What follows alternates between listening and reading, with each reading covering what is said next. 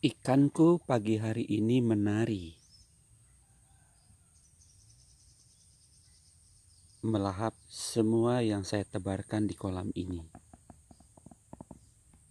Ketenangan jiwa pun, ketenangan hati pun terasa di hatiku. Karena dia adalah kekasihku, dia adalah harapanku. Di masa pandemi yang serba sulit ini, janganlah terlalu bersedih, kawan. Janganlah terlalu rumit dalam berpikir, dalam menyikapi segala permasalahan kehidupan di saat-saat seperti ini. Ayo kita bangkit. Tingkatkan karyamu dan tetapkan karyamu sebagai karya yang positif. Sebagai karya untuk menghasilkan dan mempertahankan kehidupan Anda, kehidupan ekonomi kita. Semua yang telah diberikan pemerintah harus kita rasakan dan harus kita berdayakan. Pemerintah sudah banyak berbuat untuk kita agar kita bisa bertahan dalam kehidupan ini, dalam kehidupan yang serba sulit ini, menurut versi mereka. Seperti ikan-ikan ini, dia tetap menari, berbahagia, dan mencari sesuap nasi atau makanan yang dia kehendaki. Memang kita bukan ikan, tetapi perilaku kehidupannya tidak jauh berbeda dengan kita. Pergi, bekerja, dan berkarya, berusaha untuk mencapai kesuksesan mereka masing-masing. Kita memang bukan ikan, tetapi ikan selalu melawan arus untuk bisa memperbaiki dirinya. Untuk mencari kehidupan barunya, dia selalu melawan arus. Itulah sisi yang tidak cocok buat kita, yang tidak terlalu cocok buat kita. Tetapi jika kita mengikuti arus pun, kita harus berhati-hati. Arus mana yang diikuti, yang harus Anda ikuti. Kita tidak bisa sembarangan mengikuti arus yang tidak jelas. Kalau kita sudah jelas dan yakin itu, maka itulah arus itu. Tapi jika kita ragu-ragu, jangan mencoba-coba atau ikut-ikutan. Alam Indonesia ini sudah kita rasakan kenikmatannya. Kita seperti berada dan hidup di surga. Bandingkan dengan negara-negara lain yang tidak memiliki keindahan alam dan tidak memiliki sumber daya yang sempurna. Indonesia beda. Indonesia mempunyai sumber daya alam yang luar biasa dan tidak terbatas. Kalau kita bisa mengemas, kalau kita bisa memanfaatkannya, keindahan alam di sekitar kita pun bisa menjadikan kehidupan kita lebih baik dengan cara mengelola dan memanfaatkannya. Saudaraku, mari kita berpikir positif. Mari kita berjalan, bekerja, berkarya sesuai hati nurani kita. Tetapi jangan memprovokasi sehingga orang lain tidak percaya pada dirinya sendiri, bahkan pada orang lain. Ini yang tidak diperkenankan oleh negara kita, pemerintah kita. Mereka yang mengatakan, mereka yang menyuarakan, mereka yang membenci pemerintahan kita. Menurut saya itu adalah kemunafikan. Mereka sebenarnya tahu, mereka sebenarnya merasakan apa yang telah pemerintah berikan kepada kita. Tetapi lagi-lagi mereka menyisihkannya dan seolah-olah melupakannya apa yang dulu dan sekarang rasakan. Menurut saya, pemerintah kita saat ini sedang terus dan terus berusaha agar kita menjalani kehidupan perekonomian yang lebih baik. Tetapi ada di antara kelompok mereka yang dulu pernah berperang dan mereka kalah, mereka selalu menyuarakan suara-suara negatif tentang pemerintah dan hanya yang negatifnya.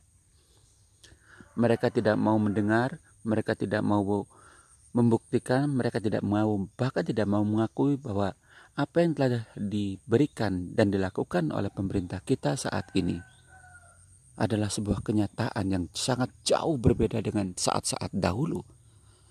Karena saya pun mengalaminya. Setidaknya saya mengalami 6 fase kepemimpinan di Republik ini. Saya bisa merasakan dari 6 fase itu, karena saya tidak pernah ikut dan tahu tentang pemerintahan Soekarno, maka saya mengatakan saya mengikuti 6 fase kepemimpinan yang saya rasakan. Sangat jauh berbeda dengan fase yang ketujuh ini, yaitu Bapak Jokowi dan pemerintahannya. Beliau telah memberikan yang terbaik untuk bangsa ini, untuk negeri ini. Terbaik menurut semua para ilmuwan yang berpikir normal dan wajar. Kepentingan pasti ada. Kepentingan mereka adalah bagaimana agar Indonesia lebih baik dari pemimpin-pemimpin sebelumnya. Cara memimpinnya, beliau sangat bijak. Dan kita tidak bisa munafik bahwa beliaulah saat ini yang terbaik untuk pemimpin negeri ini.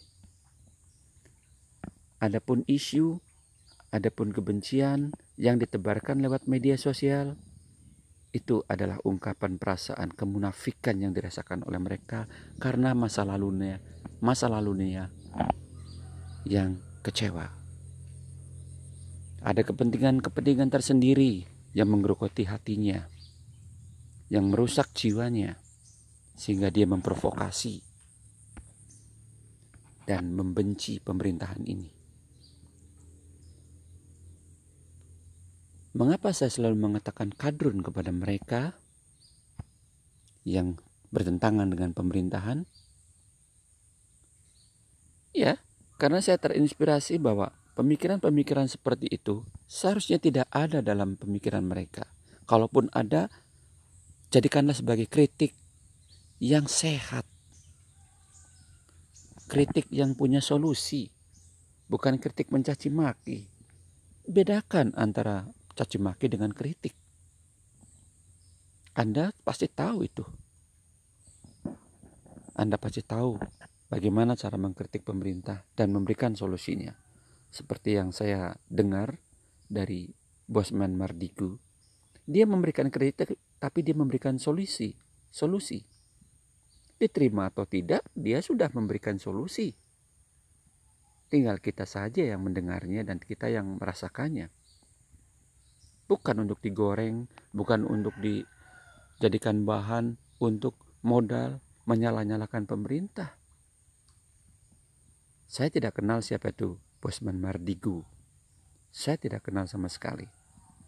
Tetapi dari cara berpikirnya, saya setuju. Dia mengkritik tapi memberikan solusi. Mungkin inilah cara yang terbaik. Cara yang positif. Cara yang bisa merubah atau paling tidak memberikan masukan kepada pemerintahan kita saat ini. Diterima atau tidak, yang penting sudah bersuara dan memberikan solusinya. Saya bukan penggemar atau bukan fanatisme pada Bosman Mardigu. Tapi kalau mendengar cara berpikirnya, cara menyampaikan orasinya, dialah orang bijak. Pemikiran pemimpin masa depan seperti beliau inilah yang saya harapkan bisa diwujudkan. Tetapi itu semuanya kembali kepada naluri kita masing-masing. Karena Bosman Mardigu pun seorang manusia biasa. Saya tidak tahu apa rencana ke depannya, apa rencana besarnya juga saya tidak tahu. Tetapi dari semua pembicaraannya tentang ekonomi dan segalanya memang terasa dan sepertinya ada yang harus dikoreksi. Itulah yang membuat saya bangga kepada dia. Bukan bangga secara pribadi, tapi bangga secara keseluruhan, karena ini memberikan motivasi buat para kadrun yang membenci pemerintahan Jokowi dan pemerintahannya dan jajarannya, karena dia memberikan solusi. Diterima atau tidaknya itu hanya pemerintah yang sedang berjalan saat ini yang tahu. Pemirsa, ayo kita jauhkan hoak. Ayo kita jauhkan kata-kata yang tidak berkenan, yang tidak punya solusi. Maksud saya adalah kritik yang tidak punya solusi. Seperti BEM UI kemarin. Saya pikir tidak perlulah seperti itu. Dan alasan-alasan yang diargumentasikan juga, kalau saya pikir dangkal. Dan justru merekalah yang membuat kebohongan. Kenapa saya katakan demikian? Seorang Bosman Mardigu sendiri sudah mengakui bahwa Indonesia ini sudah berbeda, jauh berbeda dengan yang dulu-dulu. Kenapa tidak berkiblat pada pemikiran-pemikiran positif dari seorang Bosman Mardigu? Kalau kamu bilang itu kan ada kepentingan dia sendiri. Saya katakan saya tidak tahu itu. Tapi dari pembicaraannya, mestinya kalian seperti dia. Kritik, kasih solusi. Diterima atau tidak, Anda sudah bergerak dan berjuang. Saya pikir itu. Pemirsa, mari kita bangun negeri ini sesuai dengan kemampuan kita di bidang kita masing-masing. Mari kita tingkatkan apa yang telah dilakukan oleh pemerintah kita, apa yang telah dicapai oleh pemerintah kita, dan mari kita dukung pengkritik-pengkritik yang heroik, pengkritik-pengkritik yang punya solusi, bukan cuma kata basa-basi. Saya Adin Januari mendukung sepenuhnya kejayaan NKRI. Mari kita bangkit dari keterpurukan. Tetap stay at home saat ini. Jaga jarak, pakai masker, dan jangan memprovokasi di media sosial kalau Anda tidak punya solusi. NKRI harga mati.